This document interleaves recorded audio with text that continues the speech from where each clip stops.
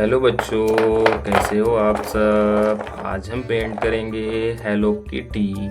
तो देखते हैं इसको पेंट करने में कौन से कलर यूज़ होंगे।